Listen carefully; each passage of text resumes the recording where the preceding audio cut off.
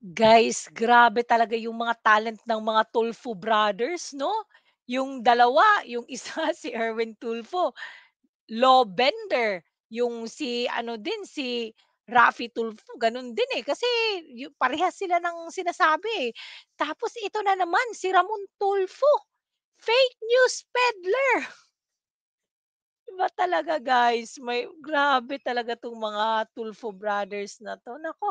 Eto guys panoorin natin, ah. Sabi po nila, kinakampihan ko raw ang mga diskaya. Isa raw mambabatas ang lumapit sa diskaya, humihingi raw po ng 1 billion pesos. Para po yatang nagkasundo sa 120 million na lang. Kapatid po yata yun ng ating colleague, si Ben Tulpo. Ramon Tulpo pala. Sorry.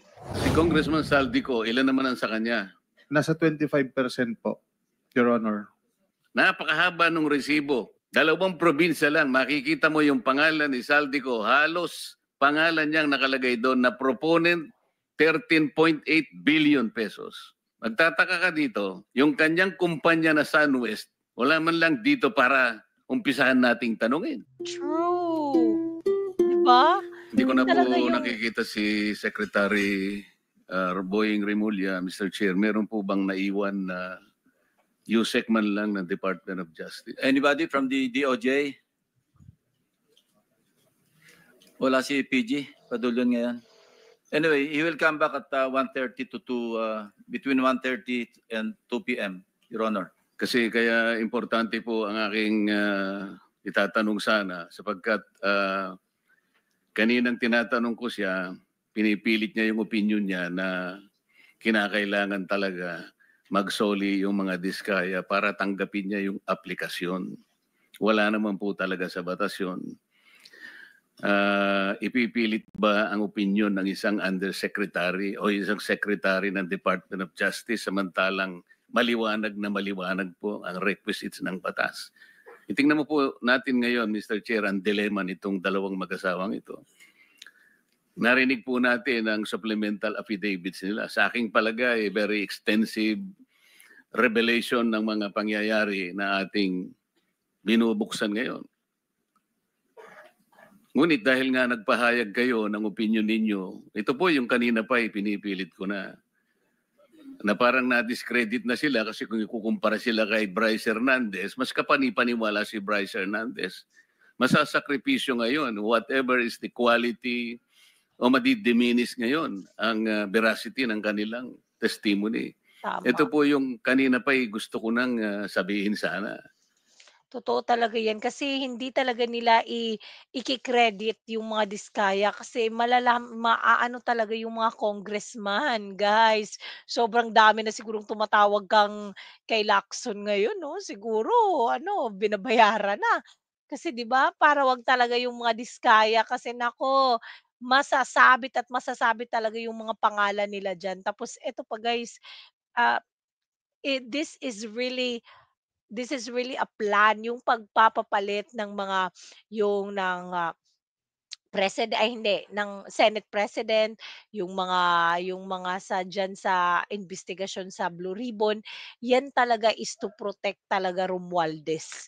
Kaya hindi talaga nila yan siniskaya, naku, 'wag na umasa. Paano natin paniniwalaan sila ngayon kung nakapagpahayag na tayo ng opinion tungkol kung sino po yung dapat paniwalaan dito? For the record, Your Honor, naniniwala ako sa kanilang mga pahayag ngayon. Hmm, Alam niyo, yung credibility, relative yan eh. hmm. At one point, si Bryce Hernandez, as I also mentioned, was not credible. He started becoming credible because of new revelations.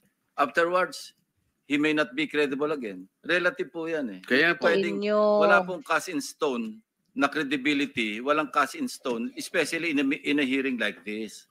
yung pinakamaingat nga po na gagawin natin, minumungkahi ko, Mr. Chair, na huwag na po tayong magbigay ng opinion. Makikita naman po Correct. natin sa pagdaan ng in the course of our discussion kung sino talaga ang maglilinaw na makikita nating nakakatulong sa ating pagdinig. Correct. Ito lang po ang gusto kong sabihin. Pangalawa po, ang mga diskaya lamang ang unang nagbigay ng sworn affidavit nung i-float ko po yung paraan na maaaring makatulong sila ng higit sa pagtuklas natin kung sino talaga yung mga proponents. Wala namang iba eh. Sila yung nakipag-unahan. At dahil True. doon, naimungkahi ko nga, sapagkat yun naman ay nasa batas talaga. Nasa Section 4 po nung batas ng WPP. Kaya po namin sila kinonsider. Ngayon, kung sasabihin po ng Department of Justice na kinakailangan pa palang testingin ang kredibilidad, ang sincerity, yung goodwill, na wala naman po sa batas yun, paano po yung aplikasyon nila? So sa mga tweet, yung batas po, yung batas mismo na tinatadhana para sa mga ganitong klaseng pagkakataon, hindi po nabibigyan ng katuparan. Ang sinasabi po nila, kinakampihan ko raw ang mga diskaya. Hindi po, tuntunin natin from the beginning. I am very consistent. Ang batas po ang aking sinusunod, ang tinutuntun ko. Meron po kasing isang taong nagsabi, nag-intriga, nagpalabas ng kung anong klaseng intriga, na ako raw po, o maring hindi ako, isa raw mambabatas ang lumapit sa diskaya, humihingi raw po ng 1 billion pesos. Para po yatang nagkasundo sa 120 million na lang. Isip-isipin po ninyo, kapatid po yata yun ng ating colleague, si Ben Tulfo. So ngayon po, ang dami nagsasabi na baka ako yun. Sa akin lang po, okay lang yung magpalabas sila ng ganun eh. Basta may maniwala lang sana na mas maraming tao na hindi totoo ang sinasabi. Para sa akin, okay na po yun eh. Mr. Diskaya, meron bang pagkakataon ako nagpahaging sa iyo ng kahit ano pa? Your Honor, wala po talaga. Saan ang galing yung binanggit ni Ben Tulfo na merong isang mambabatas? Your Honor, wala po akong idea, Your Honor. Hindi po Ben Tulfo, Ramon Tulfo pala. Sorry. Your Honor, wala po akong idea, Your Honor, kung saan po nanggaling.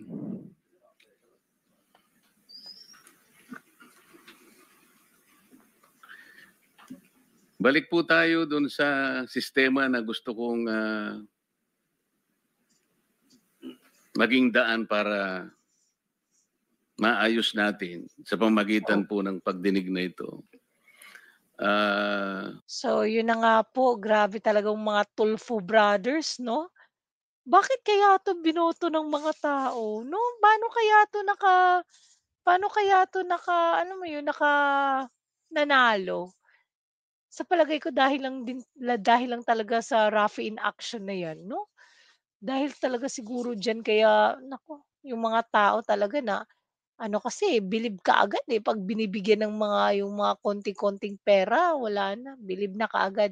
Hindi tinitingnan yung kalakihan kung ano ba talagang nagagawa ng mga taong 'yan. Magaling lang 'yan sa sa camera, eh. Ewan ko na lang dito sa kanila.